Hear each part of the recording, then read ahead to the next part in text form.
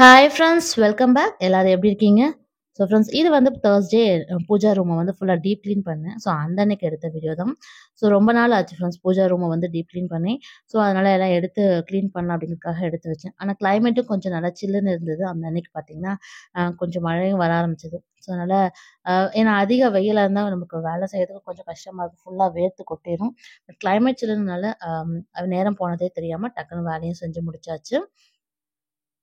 இன்னைக்கு வந்து deep clean சொன்னனால, ஸோ எல்லாமே அந்த சாமி ஃபோட்டோஸ் எல்லாமே எடுத்துட்டு, எல்லாம் தண்ணி வச்சு துடைக்கலாம் அப்படிங்கிறதுக்காக தான் ரிமூவ் பண்ணிட்டுருந்தேன்.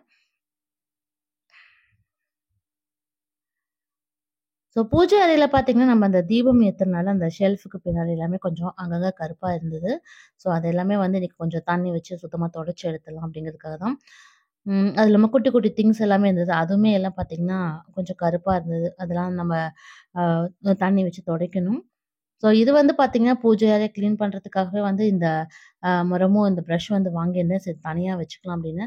பட் வாங்கி ரொம்ப நாள் ஆகுது. ஆனா யூஸ் பண்ணவே இல்ல ஃப்ரெண்ட்ஸ். ஸோ இது வந்து பார்த்தீங்கன்னா, அந்த செட்டோட சேர்த்து உங்களுக்கு ₹119 தான் வந்தது. ஆக்சுவலா ரேட்ட வந்து மறந்துட்டேன். ரொம்ப நாளைக்கு முன்னாடி வாங்குனது. ஸோ இப்ப தான் வந்து யூஸ் பண்ணவே ஆரம்பிக்கிறேன். அ ஏன்னா இத வாங்கி வச்சுட்டு நான் மறந்துட்டேன். எங்க வச்சேன்னே தெரியாம, இப்போ அன்னைக்கு டீப் கிளீன் பண்ணலாங்கும்போது தேடும்போது தான் இது வந்து கிடைச்சது. உண்மையிலேயே ரொம்ப நமக்கு ஈஸியாவும் இருக்கு. எல்லாத்தையுமே டஸ்ட் எல்லாத்தையும் நகர்த்தி எடுக்கிறதுக்கு. சாமி ஷெல்ஃபுங்கனால நம்ம தனியாவே இத வச்சுக்கிட்டு, நம்ம அங்க கிளீன் பண்றதுக்கு மட்டும் சரியாமக்கும். அந்த பிரஷ்ல வந்து பார்த்தீங்கன்னா, ஃபுல்லா எல்லா டஸ்ட்டுமே நல்லா கலெக்ட் பண்ணி எடுத்தது. அதனால சீக்கிரமா நம்ம கிளீன் பண்ணி முடிச்சுக்கலாம். ஸோ, அடுத்து பார்த்தீங்கன்னா, இங்க வந்து எல்லா விளக்கு ஆமா பூஜை பாத்திரங்கள் எல்லாமே தனியா எடுத்துட்டு வந்துட்டேன். அ அத வந்து கிளீன் பண்றதுக்காக தனித்தனியா பிரிச்சுட்டு இருந்தேன். ஏன்னா, வெள்ளி பொருட்கள் வந்து எல்லாமே ஒட்டுக்கா போட்டோம்னா, கிளீன் பண்றதுக்கு கொஞ்சம் கஷ்டமா இருக்கும். ஸோ, அதனால தனித்தனியா பிரிச்சுட்டு, கொஞ்சம் சோப்பு தண்ணி போட்டு ஊற வச்சிடலாம் அப்படின்னு. ஏன்னா, எல்லா பாத்திரத்தையும் ஒரே நாள்ல தேய்க்கிறதுனால கொஞ்சம் கஷ்டமா இருக்கும். எல்லாத்தையும் அழுத்தம் கொடுத்து தேய்ச்சு எடுக்க முடியாது. ஸோ, இந்த மாரி அதிகமா நான் பாத்திரங்கள் எடுக்கிற அன்னைக்கு வழக்கம் போல நான் தண்ணீல ஊற வச்சுட்டு தான் தேய்ப்பேன். ஸோ, நான் வந்து அத ஆல்ரெடி நான் உங்ககிட்ட ஷேர் பண்ணேன் இல்லைங்களா? அந்த அ விம் லிக்விடும் கொஞ்சமா வந்து லெமன் சால்ட்டும் வந்து மிக்ஸ் பண்ணி வச்சிருந்தேன். ஸோ, அதில போட்டு நான் ஊற வைக்கும்போது நம்ம அங்க பூஜை அறையில ஷெல்ஃப் எல்லாத்தையும் தொடச்சுட்டு வரதுக்குள்ள இங்க ஊறிட்டுருக்கும். அதுக்கப்புறம் நம்ம ஈஸியா கிளீன் பண்ணிக்கலாம் அப்படின்னு எல்லாம் நெனச்சு வச்சாச்சு. இந்த பூஜை பாத்திரங்கள கிளீன் பண்ணும்போது பார்த்தீங்கன்னா, இது போல நம்ம தண்ணீல ஊற வைக்கும்போது, ரொம்ப அழுத்தம் குடுத்து தேய்க்காம ஒரு 10 நிமிஷம் இதுல வச்சுட்டு, அதுக்கப்புறமா எடுத்து தேய்ச்சுக்கலாம். கைவும் வலிக்காம இருக்கும். ஏன்னா, எல்லா பாத்திரங்களையும் ஒரே நாள்ல தேய்க்கும்போது கொஞ்சம் கஷ்டமா தான் இருக்கும். அதுக்கு இது போல நம்ம ஊற வச்சுட்டு தேய்க்கும்போது கொஞ்சம் ஈஸியா இருக்கும். ஸோ வெள்ளி பொருட்களுக்கு நான் எதுவுமே போடல. வெறும் விம் லிக்விட்ல மட்டும் தான் நான் ஊற வச்சிருக்கேன். நான் இதுலலாம் லெமன் சால்ட்லாம் எதுவும் சேர்த்துல ஃப்ரெண்ட்ஸ். அடுத்து இங்க ஒரு சின்ன டிப் உங்க எல்லாத்துக்கும் ஷேர் பண்ணிக்கிறேன் ஃப்ரெண்ட்ஸ். இது வந்து பார்த்தீங்கன்னா, பித்தள பொருட்கள் எல்லாத்தையுமே வந்து இந்த மாரி லெமன் சால்ட்லயோ, லெமன் யூஸ் பண்ணி நம்ம ஊற வைக்கக்கூடாது.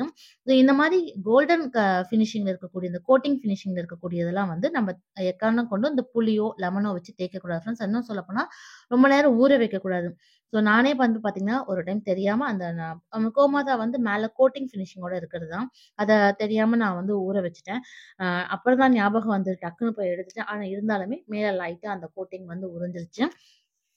சமீபமா கஸ்டமர் கூட ஒருத்தங்க கேட்டிருந்தாங்க. இந்த கோல்டு ஃபினிஷ்ல இருக்கக்கூடிய சிலைகள் வந்து தேய்க்க தேய்க்க அத வந்து வெள்ள கலர்ல மாறிருது அப்படின்னு சொன்னாங்க. ஸோ உண்மையிலேயே அந்த மாரி கோட்டிங்ல இருக்கக்கூடிய வ அ சிலைகளாகட்டும், இல்ல எந்த ஒரு பொருளா இருந்தாலும் நம்ம அதிகமா புளியோ, லெமன் இல்ல எதுவுமே வச்சு தேய்க்கக்கூடாது ஃப்ரெண்ட்ஸ். நான் நார்மலா இந்த விம் லிக்விட் மட்டும் வச்சு லைட்டா தேய்ச்சு எடுத்தா போதும். அதுவும் ஸ்க்ரப்பர் கூட ஹார்டான ஸ்க்ரப்பர் பயன்படுத்தாம தேய்ச்சா மட்டும் தான், நம்ப அத வந்து அப்படியே மெயின்டெயின் பண்ண முடியும். அடிக்கடி லெமனோ, இல்ல இத போட்டு தேய்க்கும்போது, மேல இருக்கக்கூடிய அந்த கோல்டு ஃபினிஷ் கோட்டிங் இருக்குங்களா, அது உறிஞ்சு வந்துரும். பூஜை ரூம்ல அந்த ஷெல்ஃப் எல்லாத்தையுமே துடைக்கிறதுக்கு வந்து பார்த்தீங்கன்னா, நானு முதல்ல கொஞ்சமா விம் லிக்விடே யூஸ் பண்ணி நான் தொடச்சு எடுத்துட்டேன். ஏன்னா கொஞ்சம் எண்ணெய் பசையெல்லாம் இருந்தது. அதுக்கப்புறமா வந்து கொஞ்சம் வாசனையா இருக்கணுங்கிறதுக்காக நான் பஞ்சகவ்ய பன்னீர் இருக்கு இல்லைங்களா? ஸோ அதுதான் வந்து பயன்படுத்தியிருந்தேன். அத வந்து தண்ணீல மிக்ஸ் பண்ணிட்டு, துணிய வச்சு தொடச்சு எடுத்திருந்தேன். அதுவும் நல்ல வாசனையா இருந்தது. சமீபமா அந்த வாசனைக்கு வந்து ரொம்பவும் அடிக்ட் ஆயிட்டேன்னு சொல்லலாம். ஸோ எனக்கு அது ரொம்ப புடிச்சதுனால, இந்த கற்பூர விளக்கு இருக்கு இல்லைங்களா? ஸோ அதுலயுமே நான் வந்து ஏத்தி வச்சிருந்தேன். அ அவ்ளோ ஒரு வாசனையா இருந்தது. நான் ஆல்ரெடி கூட வீடியோல ஷேர் பண்ணியிருந்தேன் ஃப்ரெண்ட்ஸ். எத்தன பேர் அத ட்ரை பண்ணீங்கன்னு தெரியல. ஸோ உங்கள யாராவது ட்ரை பண்ணியிருந்தீங்களா? அப்படிங்கிறத மறக்காம கமெண்ட்ல சொல்லுங்க. ட்ரை பண்ணியிருந்தா அதோட வாசனை எப்படி இருந்ததுங்கிறதையும் கமெண்ட்ல ஷேர் பண்ணுங்க ஃப்ரெண்ட்ஸ். உண்மையிலே எனக்கு ரொம்ப புடிச்சிருந்தது.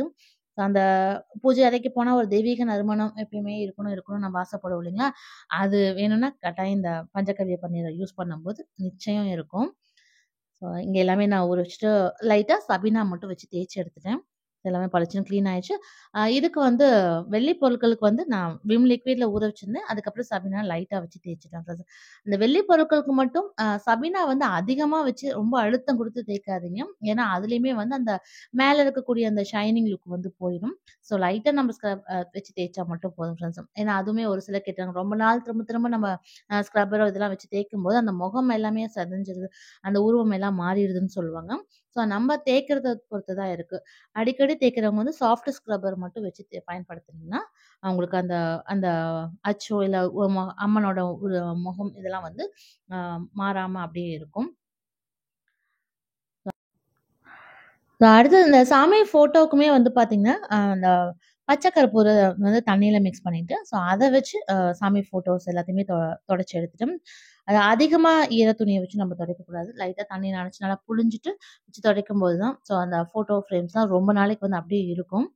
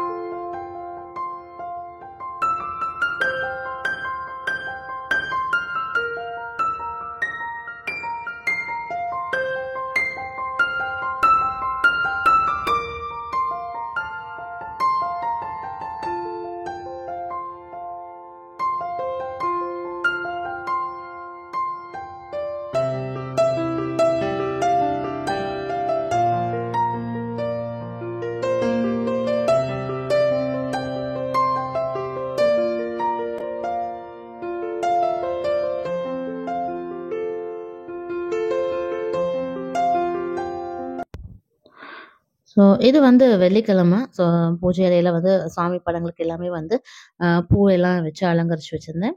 ஸோ தீபமும் ஏத்துறதுக்காக எல்லாம் தயார் பண்ணி வச்சிருந்தேன் ஃப்ரெண்ட்ஸ். பொதுவா நம்ம தீபம் ஏத்தும்போது பார்த்தீங்கன்னா, நம்ம அந்த நுனியில தீபம் ஏத்தும்போது கண்டிப்பா அதுலருந்து எண்ணெய் கசிவு வரதான் செய்யும். ஒரு சிலர் வந்து கேட்டிருந்தீங்க, அடிக்கடி வந்து அந்த பூஜை பாத்திரத்த வந்து தேய்க்க முடியல.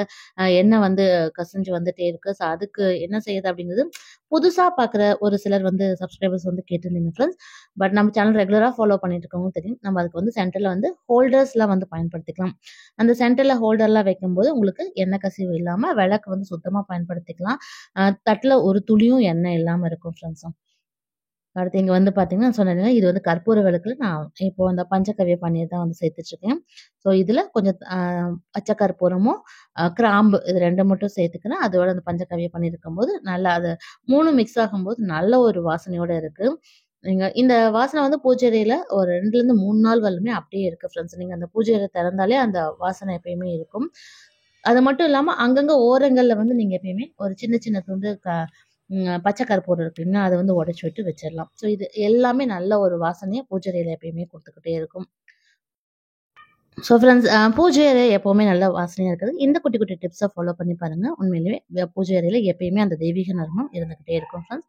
ஃப்ரெண்ட்ஸ் இன்னைக்கு பார்த்த இந்த கிளீனிங் வீடியோ கண்டிப்பா உங்களுக்கு பிடிச்சிருக்கும்னு நினைக்கிறேன். இது போல இன்னொரு யூஸ்ஃபுல்லான வீடியோல உங்கள வந்து சந்திக்கிறேன். நன்றி.